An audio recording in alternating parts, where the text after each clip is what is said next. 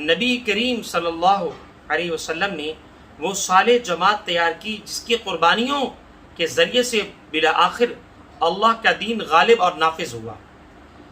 آپ صلی اللہ علیہ وسلم نے قرآن کی آیات سنا کر لوگوں کو جھنجھوڑا اور متوجہ کیا۔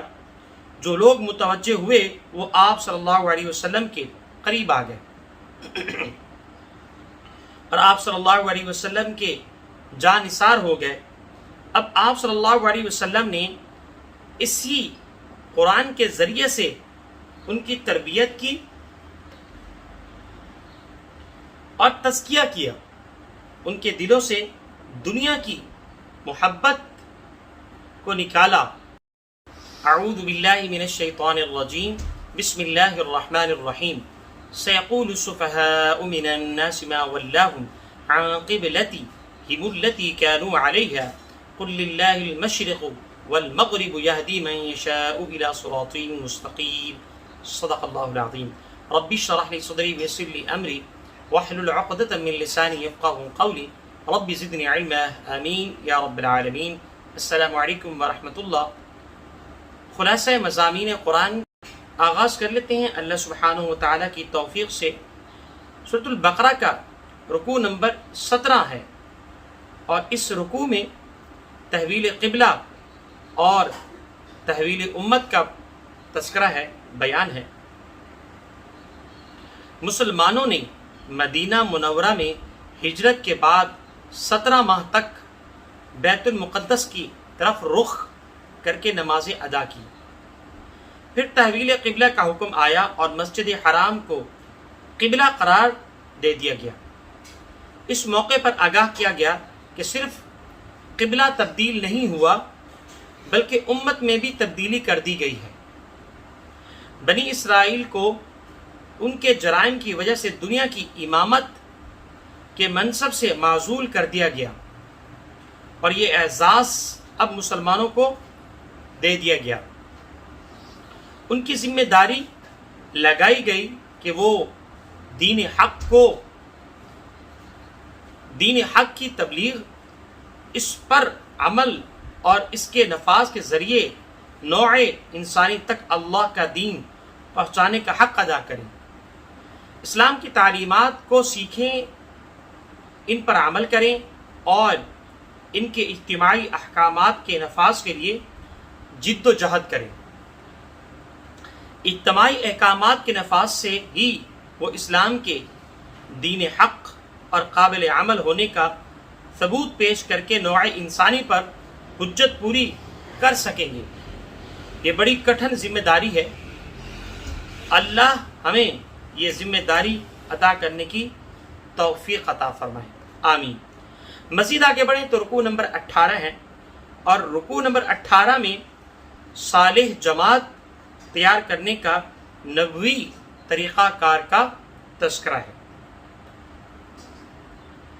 اور وہ طریقہ کار بیان یہ ہے کہ جس کے ذریعے سے نبی کریم صلی اللہ علیہ وسلم نے وہ صالح جماعت تیار کی جس کی قربانیوں کے ذریعے سے بالآخر اللہ کا دین غالب اور نافذ ہوا۔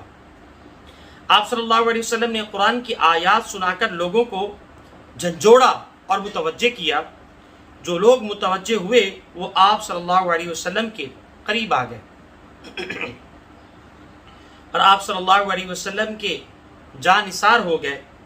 اب آپ صلی اللہ علیہ وسلم نے اسی قرآن کے ذریعے سے ان کی تربیت کی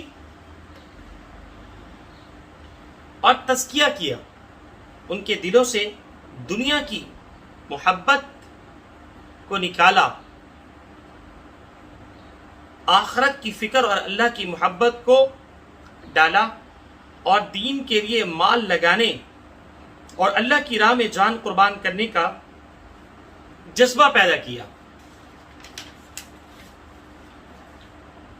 انہیں قرآن کے احکامات سکھائے اور پھر ان احکامات کی حکمت بتا کر انہیں دین پر ثابت قدم کر دیا۔ ان ثابت قدم افراد کی جد و جہد سے دین حق غالب ہوا۔ آج بھی غلبہ دین کے لیے اسی اسوہ رسول صلی اللہ علیہ وسلم پر عمل کر کے کامیابی حاصل کی جا سکتی ہے۔ رکوع نمبر 19 ہے، رکوع نمبر 19 میں راہ حق میں قربانیاں دینی پڑے گی کا تذکرہ ہے، اس کا یہ موضوع ہے۔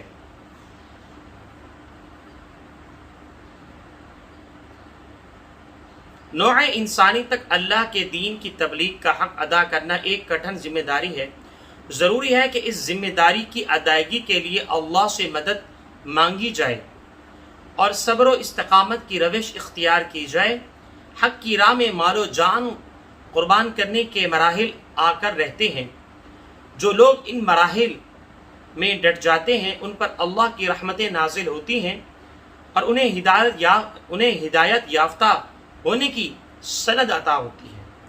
رکوع نمبر 20 میں قلبی ایمان کیسے حاصل ہوتا ہے، یہ اس کا موضوع ہے۔ قلبی ایمان، یہ حقیقت بیان کی ایک ایمان کیسے شعوری طور پر حاصل ہوتا ہے۔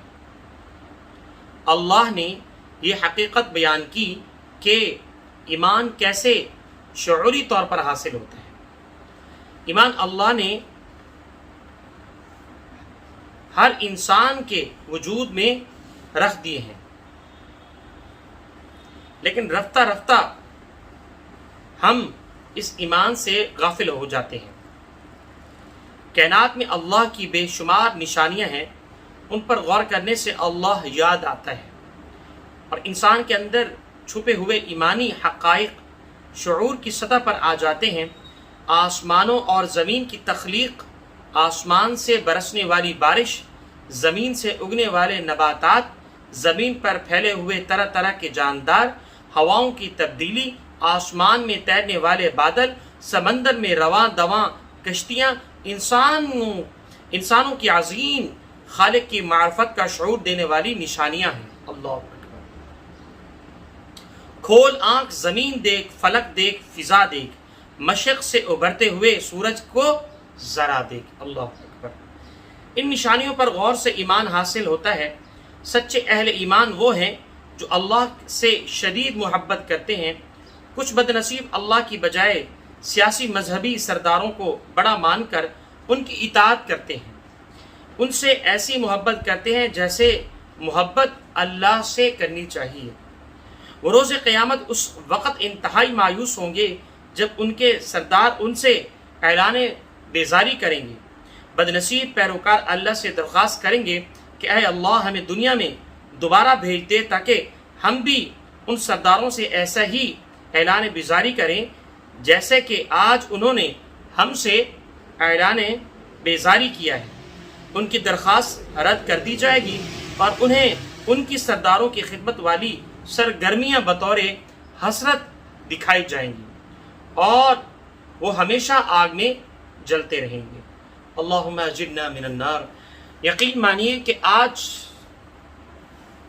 ہم نے اپنا قائد کس کو بنایا ہوا ہے؟ سب سے بڑے قائد اللہ کے بعد جناب نبی کریم صلی اللہ علیہ وسلم، اور اگر ہم کسی کو فالو کر رہے ہیں تو اگر وہ رسول اللہ صلی اللہ علیہ وسلم کو مکمل فالو کر رہا ہے تو ٹھیک ہے، ورنہ ہمیں مکمل طریقے سے فالو کرنے کا حق جناب نبی کریم صلی اللہ علیہ وسلم کے علاوہ کسی کو نہیں ہے۔ جی مزید آگے بڑھیں تو رکوع نمبر 21 ہے، اور رکوع نمبر 21 کا موضوع ہے عوام اور علماء سو کی گمراہی۔ علماء اور عوام کے درمیان جو ایک کشمکش ہے وہ اس رکوع میں پیش کی جا رہی ہے۔ اس رکوع میں لوگوں کی اکثریت کی گمراہی کی وجہ بیان کی گئی ہے۔ جب بھی ان سے کہا جاتا ہے کہ اللہ کے نازل کردہ احکامات کی پیروی کرو تو وہ کہتے ہیں کہ ہم تو اپنے باپ اور دادا کے رسم و رواج کی پیروی کریں گے۔ یہ عوام کا حال ہے۔ علماء کا معاملہ یہ ہے کہ ان میں سے اکثر حق کو چھپا کر یا اس میں تحریف کر کے لوگوں کی پسند کے مطابق فتویٰ دیتے ہیں، اس کی قیمت لیتے ہیں۔ ایسے لوگ یہ قیمت لے کر اپنے پیٹ میں آگ بھر رہے ہیں۔ افسوس یہ کیسے نڈر ہیں جو اللہ کے عذاب سے نہیں ڈر رہے اور جانتے بوجھتے جہنم کا سودا کر رہے ہیں۔ مزید آگے بڑھیں تو رکوع نمبر 22 ہے، اور اس رکوع میں نیکی کا جامع تصور بیان کیا گیا ہے۔ نیک انسان وہ ہے کہ جس کی نیکی صرف اللہ کی رضا اور آخرت کے اجر و ثواب کے لیے ہو۔ وہ انسان دوست ہو اور اپنا مال مستحقین کی مدد کے لیے خرچ کرے، وہ عبادت گزار ہو یعنی نماز قائم کرے اور زکوٰۃ ادا کرے، معاملات کا کھرا ہو، سچ بولے اور اپنے وعدے پورے کرے، حق اور باطل کے مارکے میں حصہ لے، اس دوران آنے والی مشکلات پر صبر کرے اور باطل کے خلاف ڈٹ کر حق کا ساتھ دے۔ جی جناب، مزید آگے بڑھیں تو رکوع نمبر 23 ہے، اور رکوع نمبر 23 کا جو موضوع ہے وہ یہ ہے کہ رمضان، قرآن اور روزے کے بارے میں ہدایت دی گئی ہے۔ رمضان المبارک کو نزول قرآن کا مہینہ ہونے کی وجہ سے فضیلت دی گئی ہے، اور قرآن کو تمام انسانوں کے لیے انتہائی واضح ہدایت قرار دیا گیا ہے۔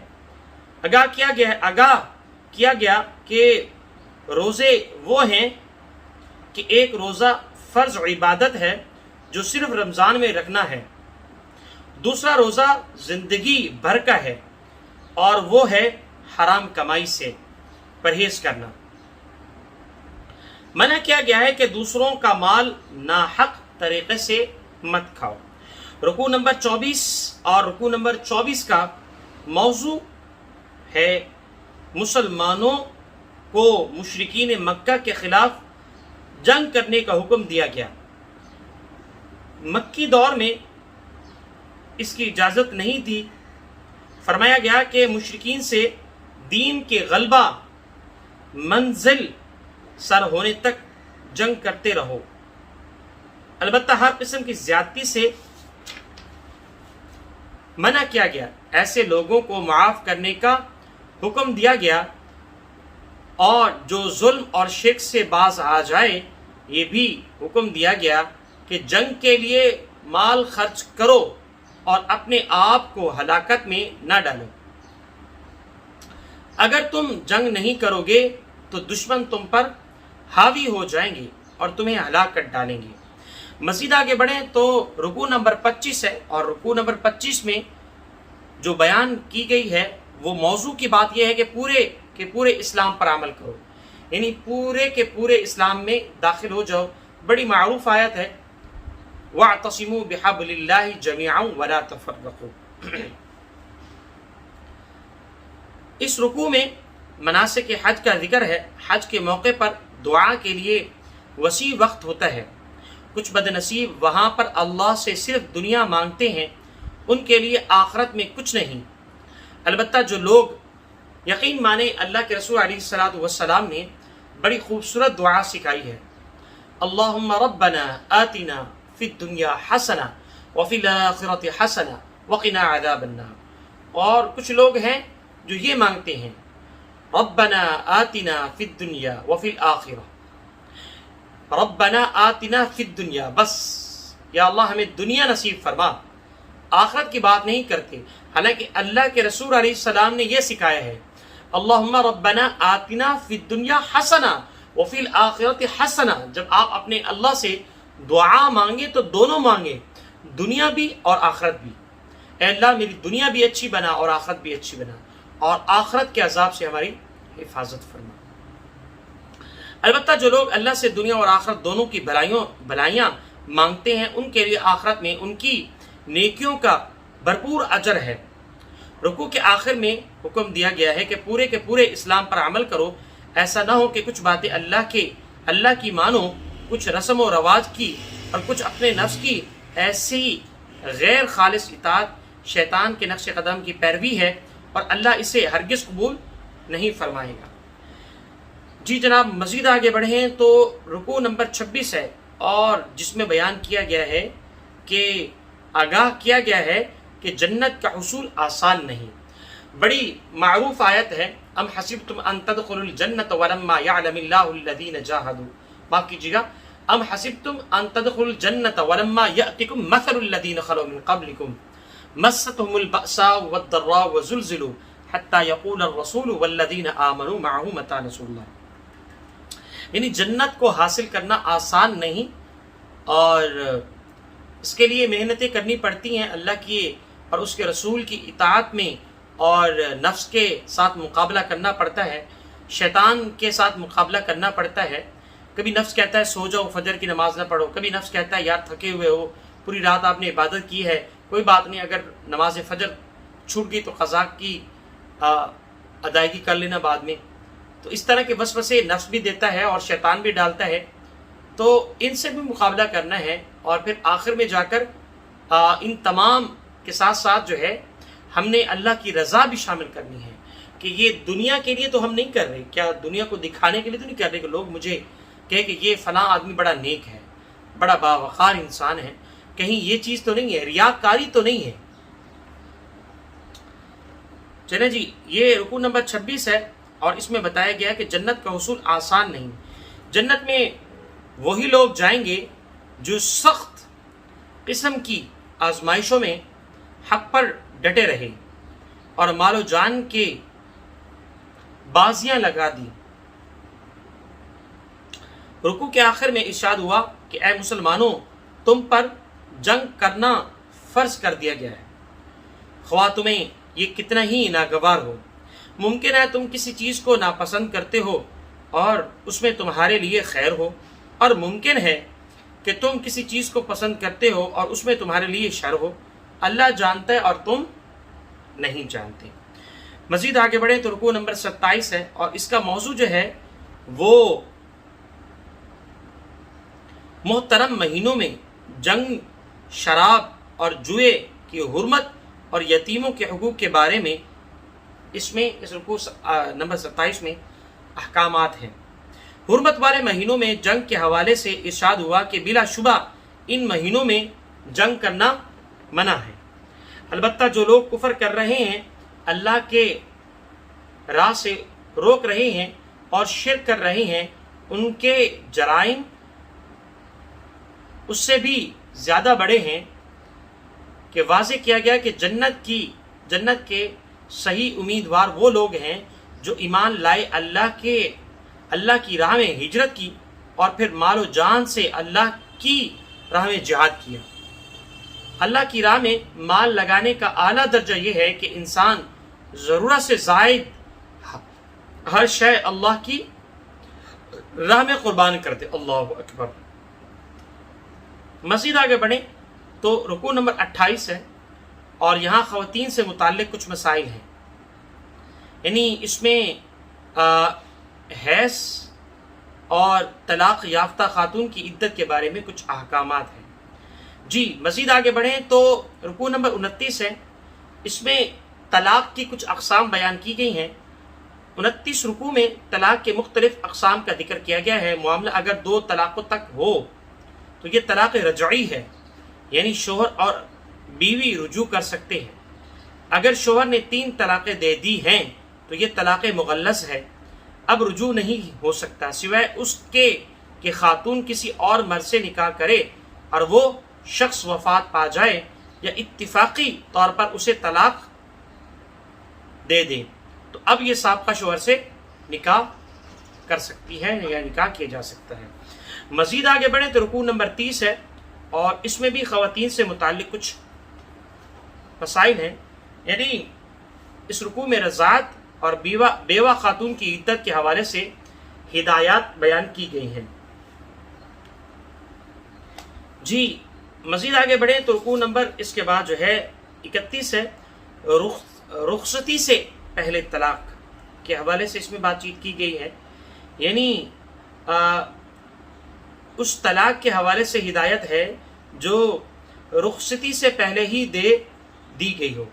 ان ہدایات کے بعد آیت 238 میں فرمایا حافظوا علی الصلوات والصلاة الوسطى وقوموا للہ قانتین، نمازوں کی حفاظت کرو اور بہترین نماز پڑھو، اللہ کے سامنے عاجزی کے ساتھ کھڑے رہو۔ نماز میں انسان اللہ تعالیٰ کے سامنے جا کر عہد بندگی کو تازہ کرتا ہے۔ انسان بار بار کہتا ہے ایاک نعبد و ایاک نستعین، اے اللہ ہم تیری ہی بندگی کریں گے اور تجھ ہی سے مدد چاہیں گے۔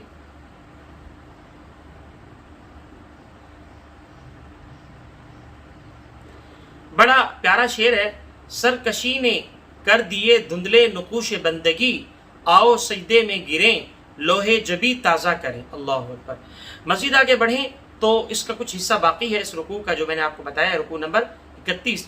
جو انسان بار بار اس عہد بندگی کو دہرا رہا ہے، اسی سے یہ امیدیں کی جا سکتی ہیں کہ وہ اپنی تمام معاملات میں خواہ معاشی ہو یا عائلی اللہ کا کہنا مانے گا اور کسی قسم کی زیادتی اور تقوی کے خلاف کام نہیں کرے گا۔ رکوع نمبر 32 ہے اور اس رکوع میں اہل ایمان کو اللہ کی راہ میں جنگ کرنے اور مال خرچ کرنے کا حکم دیا گیا ہے۔ بشارت دی گئی ہے جو مال اللہ کی راہ میں خرچ کیا جائے گا اسے اللہ اپنے ذمہ قرض حسنہ قرار دیتا ہے اور روز قیامت اس کا کئی گنا اجر عطا فرمائے گا۔ اسی رکوع میں بنی اسرائیل کے بزدل لوگوں کی مثال بطور عبرت پیش کی گئی ہے۔ بنی اسرائیل کو اللہ نے فلسطین پر فتح دے دی تھی، رفتہ رفتہ وہ دنیا داری میں پڑ گئے اور اس کے نتیجے میں وہاں آباد ایک مشرک قوم ان پر غالب آ گئی۔ وہ اس مشرک قوم سے ڈر کر اپنے شہر سے نکل گئے، اللہ نے ان پر موت طاری کی اور پھر وہ دوبارہ زندہ کر دیے گئے۔ انہیں احساس ہوا کہ جس موت سے ہم ڈر رہے ہیں وہ تو یہاں بھی آ گئی۔ اب ان میں اللہ کی راہ میں جنگ کرنے کا جذبہ پیدا ہوا۔ انہوں نے اس وقت نبی حضرت سموئیل سے بادشاہ مقرر کرنے کی درخواست کی کہ نبی صلی اللہ علیہ وسلم نے اللہ کی حکم سے حضرت طالوت کو بادشاہ مقرر کر دیا اور بنی اسرائیل نے اعتراض کیا کہ یہ بادشاہ کیسے ہو سکتا ہے، یہ تو مالی اعتبار سے انتہائی تنگ دست ہے۔ نبی صلی اللہ علیہ وسلم نے جواب دیا، اللہ کی نگاہ میں مال کی نہیں بلکہ علم کی اہمیت ہے۔ اللہ نے انہیں علم دیا ہے اور جسمانی قوت دی ہے جو کہ جنگ کے لیے ضروری ہے۔ اللہ ہمیں بزدلی، بخل اور قیل و قال سے بچائے اور اپنی راہ میں مال جان لگانے کی توفیق عطا فرمائے، آمین۔ الحمدللہ۔ یہ دوسرے پارے کا جو مختصر خلاصہ آپ کہہ لیجئے مضامین تھے، اللہ کی توفیق سے مکمل ہوئے۔ اللہ نے چاہا تو انشاءاللہ تیسرے پارے کا خلاصہ آپ کی خدمت میں پیش کروں گا انشاءاللہ۔ تب تک کے لیے اپنے میزبان سید رفیق بخاری کو اجازت دیجیے اور خاص کر اپنی دعاؤں میں یاد رکھیں۔ والسلام علیکم ورحمۃ اللہ وبرکاتہ۔